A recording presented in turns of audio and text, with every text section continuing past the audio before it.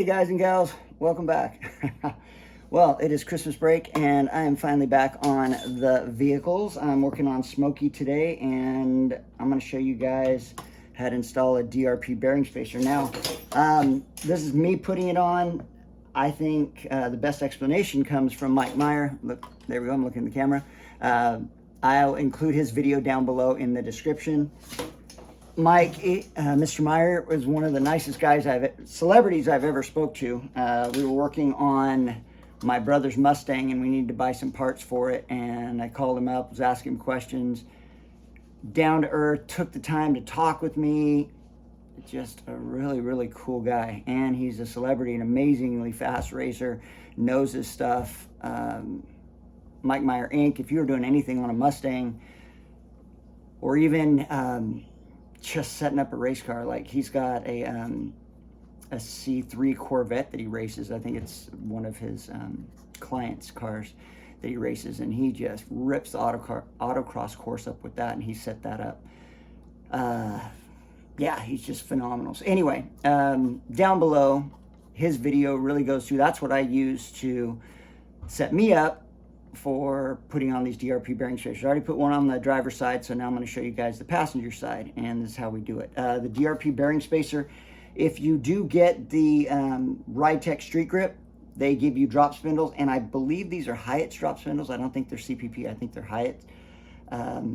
Either way, I think it's based off of a G-body. I do know that if you get them from Ride-Tech, this is the DRP bearing spacer that you're going to need. It is the 00710521S as in Sam.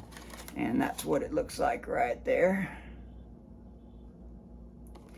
And yeah, so here we go. So what does the DRP bearing spacer do? Well, it allows you to tighten down your spindle nut with the bearings inside without causing the bearings to squish together. So the normal way that you do it without a bearing spacer, right? You have your two bearings in here, and oh, by the way, when you get these either from CPP or from Hyatt's, you have to take really fine sandpaper and you have to really sand down both the nub, the nub right here on the front and this front piece right here. They're just all of them that I bought for Rusty, my 56, and for this car and for my C10, the 72 C10.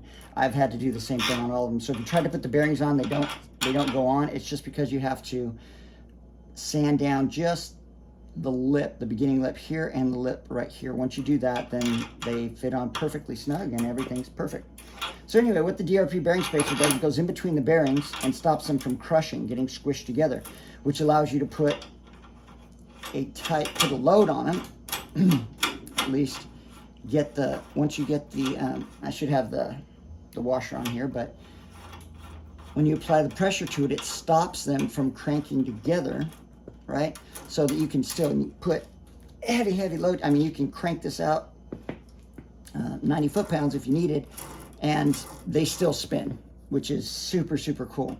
And I had no idea. I thought it was just to reduce the friction on the bearings, but Mr. Meyer, Mike Meyer, was talking about the fact that it actually helps your brakes as well, because when you have that slip without having a bearing spacer in, it pushes the brake pads, the disc pushes the brake pads back a little bit, and then when you step on the brakes, it has to push them back into alignment, which is really cool. I would have never thought that. That takes a racer, you know, with years of proven experience to explain that. So please check out his video, it's down below.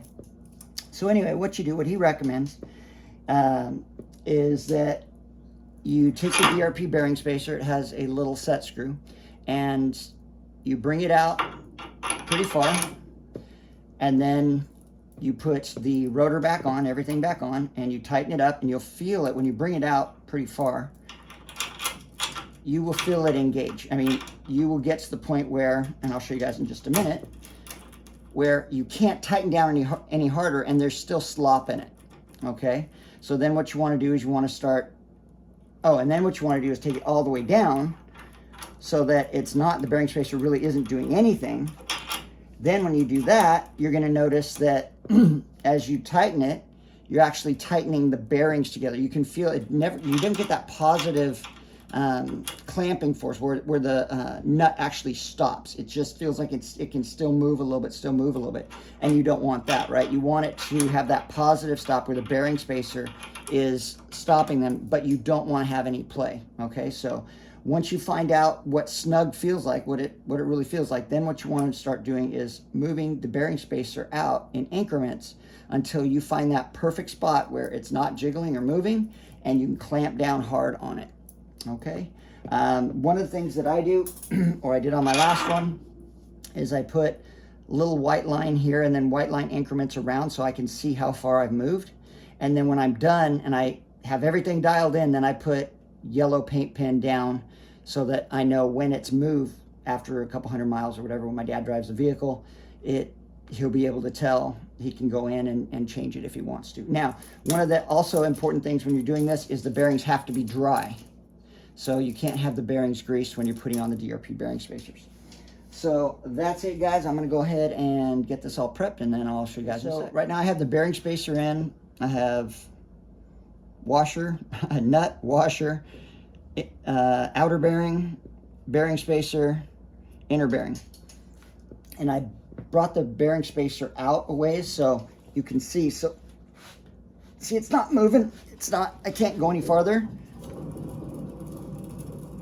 Right? So yeah, the bearing spacer is doing its job, but see how much movement I have?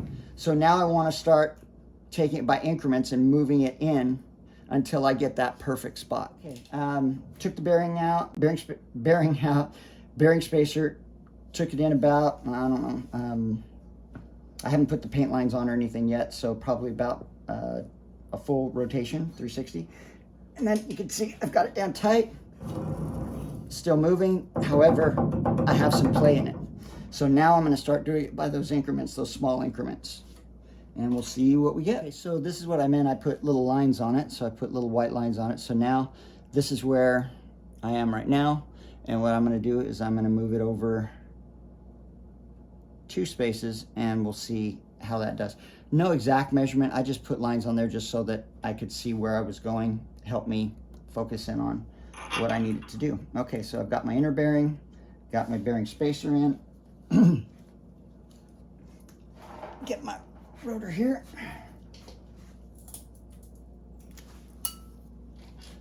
Okay. It really helps when you polish the end of these so that you can get these bearings on, because they can be a real pain in the butt. There we go. And then that guy goes right there. This guy goes right here. And we'll see, maybe I went too far.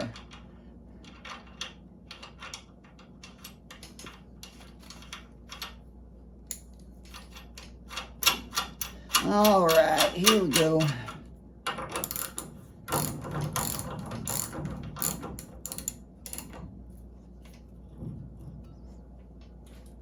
And that's it. Okay, still got, have a little bit of movement, just a little bit. So I'm gonna move it just a little bit more, and that should be it. So everything comes off now, and give it one little tweak, and then that should be it. So I moved it over 1 notch and put everything back together. Let's tighten it down, and wow.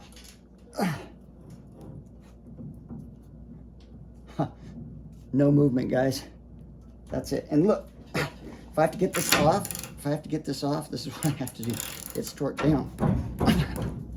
So tightening it down with the bearing spacer.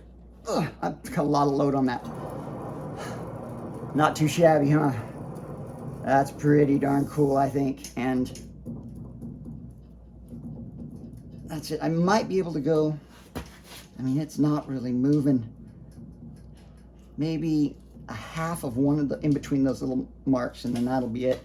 I'll show you guys when I lock down the sets, guys. So I tried moving the notch a little bit over to the right, and it ended up got too tight. so I started getting a lot of resistance on it. So I backed it out a little bit. That's where I'm sitting right now. I'm going to go ahead and put my set screw in and tighten that guy down. Just make sure that this is good. So not too tight. I don't want to strip it out, but there we go. So I'm in there, and then what I'm going to do is I'm going to put the and I'll put everything back together so you guys can see it work. And then once I get that done, then what I'll do is I'll pull everything apart, then grease my bearings and reassemble everything. So let's just show you guys what it looks like, the end result here. So inner bearing, bearing spacer, rotor,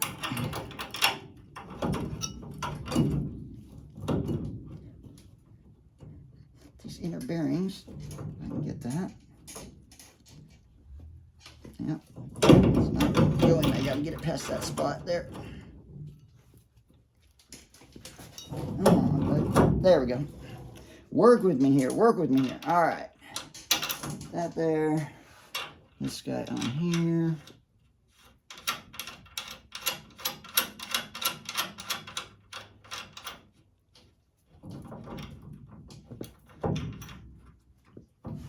All right. I'm gonna put some torque down on this dude. All right. There we go, guys. No movement. That's it. So, DRP bearing spacer, 55 Chevy, or any vehicle you want to put them on. They have them for all sorts of different vehicles for Spindles. So, yeah, grab some. I think they're super cool, super cool. Thanks, guys, for checking out the video. This is a short, quick one. Check out Half Rods, Montana Garage, Rusty Wrenches, all the other good ones, guys.